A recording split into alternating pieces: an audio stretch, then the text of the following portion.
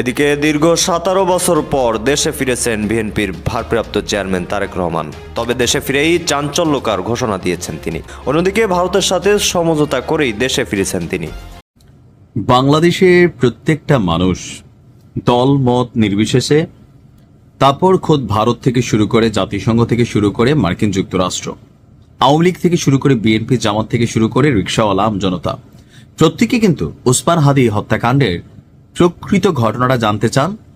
পেছনে আসলে কারা জড়িত, কি সেই মোটিভ, কেন এই ছেলেটাকে শেষ করে দেওয়া হলো, সেটার প্রকৃত কারণ, প্রকৃত অপরাধী। যতদূর তথ্যসূত্র গণমাধ্যম বলছে, ফয়সাল শুটার সে বাংলাদেশে নাই, ভারত থেকে পালিয়ে গেছে, ভারতে সে চলে গেছে। তো তাকে ধরার জন্য এটা প্রত্যেকেরই চাওয়া পাওয়া, এটা আমি বারবার বলি, কারণ মানুষ এটা হৃদয়ে নাড়া দিয়ে গেছে। এখন এই বিষয় নিয়ে একদল কিন্তু রাজনীতি করতেছে, যাদের হাতে এই মুহূর্তে আর কোনো অপশন নাই। বিএনপির জনাব তারেক রহমান চলে আসছেন, বিএনপিকে আর লাড়াচাড়ার সুযোগ নাই। জামাত এনসিপি জোট হয়ে যাচ্ছে, লাড়াচাড়ার সুযোগ নাই। তো বাংলাদেশে প্রথম আলো আর ডেইলি স্টারে যারা ভাঙচুর করছে, যাদের কথায় তারা তো বিদেশে নিরাপদে আছে, পিনাকি ইলিয়াস, বাট যারা এই দেশে ভাঙচুর করছে তাদের প্রত্যেককে পুলিশ ধরে ধরে আলগি দিয়ে নিয়ে ডলা দিচ্ছে, বাস ডলা। এমনকি এরা প্রতিবাদ করতেছে। মানুষ এগুলো পছন্দ করে না, আবার বুঝে, মানুষ কিন্তু বাংলাদেশে শান্তি চায়। আর যারা এগুলা করে একটু ওই টাইপের জিয়াফতকুর জাতি, এরা আসলে কোনোভাবে মানুষের কাছে পজিটিভ জায়গা নিতে পারে না, নিজের গোষ্ঠী টুষ্টি দল টলের কাছে কিছু জায়গা। কিন্তু এই সকল কিছুকে যখন একটা পরিস্থিতি সরকার নিয়ন্ত্রণে নিয়ে নিল, তখন সাংবাদিক ইলিয়াসের মধ্যে একটা প্রতিক্রিয়া তৈরি হলো। আমি জানি ইলিয়াস কখন আমার ধরে, কারণ আবার খাট্টাট কাঁপাই দেয়, এরকম হইতেও পারে। এআই এর যুগ ভাই, আমি নিজেও একটু ভয় পাই এআই রে। আচ্ছা, যাই হোক, আগামী 72 ঘন্টার মধ্যে শহীদ ওসমান হাদির যারা হত্যাকারী তাদেরকে গ্রেপ্তার করার আলটিমেটাম দিয়েছেন সাংবাদিক ইলিয়াস। আমি এটাকে সাধুবাদ জানাই।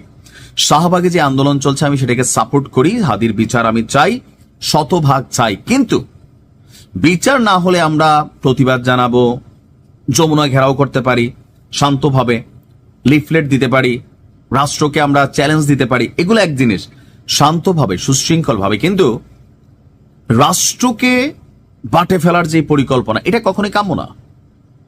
সাংবাদিক ইলিয়াস এখন যে ঘোষণা দিচ্ছেন ডক্টর ইউনূসকে বড়াই ফেলার ঘোষণা বা বাটে ফেলার ঘোষণা, সেটা হচ্ছে যে সকল প্রবাসীদের রেমিটেন্স শাটডাউনের ঘোষণা।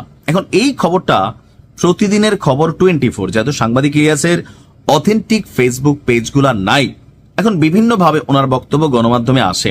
এখন এইটা ওনার প্রকৃত মানে আহ্বান কিনা, আমি এই জায়গাতে একটু কনফ্লিক্ট আছি।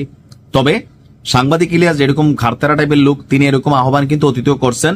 এমনকি আওয়ামী লীগ সরকারের পতনের পেছনে প্রবাসীদের রেমিটেন্স শাটডাউন একটা বড় ধরনের ধাক্কা দিচ্ছে সরকারকে। আর এই মুহূর্তে ডক্টর ইউনূসের সরকার যথেষ্ট চাপে আছে, অর্থনৈতিকভাবে সংকটে আছে। বিশ্বব্যাংক থেকে বড় লোন আসতেছে না, বিনিয়োগ আসতেছে না। যতটুকু টিকা আছে দেশটা প্রবাসীদের রেমিটেন্সে টিকা আছে। এখন হাদির যারা শুটার, তাদেরকে ধরতে না পারার সাথে রেমিটেন্স বন্ধ করার যে খেলা, আমি এটাতে একমত পোষণ করি না। যদি সাংবাদিক ইলিয়াস এই মুহূর্তে এই ধরনের আহ্বান বা ডাক দিয়ে থাকেন, এটা উদ্দেশ্য প্রণোদিত, কারণ সরকার তারে পাত্তা দিচ্ছে না, এই জন্য তিনি সরকারের বাটে ফেলতে চাচ্ছেন। সরকার বাটে পড়লে বাটে পড়বে কি? বাংলাদেশ। আমরা প্রবাসী যারা আছে, আমরা কেন রেমিটেন্স পাঠাবো না?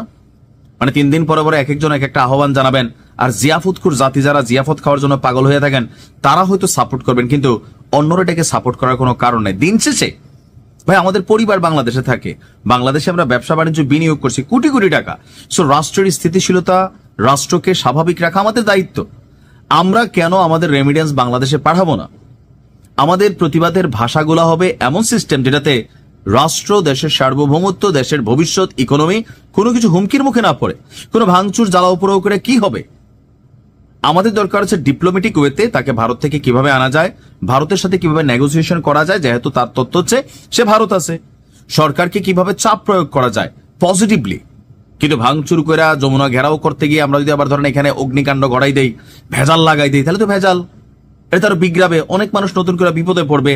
আর যারা বিপদে, যাদের কথায় পড়ছি আমরা বিপদে, তারা তো কেউ দেশে নাই।